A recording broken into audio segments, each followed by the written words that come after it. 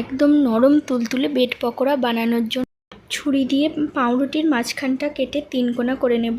এরপর গ্যাস জ্বালিয়ে তেল গরম করে দিয়ে দিচ্ছি কেটে রাখা পেঁয়াজ নাড়াচাড়া করে লাল লাল করে ভেজে দিয়ে দিচ্ছি সেদ্ধ করে রাখা আলু একটু খুন্তি দিয়ে ম্যাশ করে নেব। এবার দিয়ে দেব পরিমাণ মতো লবণ, হলুদ গুঁড়ো, লঙ্কা গুঁড়ো, একসাথে গুঁড়ো করে রাখা ধনে আর জিরে গুঁড়ো। বেশ কিছুক্ষণ মশলা নাড়াচাড়া করে তৈরি করে নামিয়ে নেব। এবার পিস করে রাখা পাউরুটির ওপর আলুর পুর লাগিয়ে দিয়ে একটার ওপর আরেকটা জুড়িয়ে দেব। এভাবে 4টে একসাথে জোড়া করে নিয়েছি।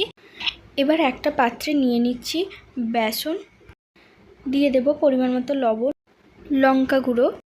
এবার অল্প অল্প জল দিয়ে পাতলা একটা বেসনের গোলা বানিয়ে নেব। কড়াই তেল গরম করে বেসনের গোলাতে চুবিয়ে গরম তেলের ওপর এক এক করে দিয়ে ব্রেড উল্টে পাল্টে ভেজে নেব। এখন রেডি হয়ে গেছে একদম মুচমুচে নরম ব্রেড পকোড়া।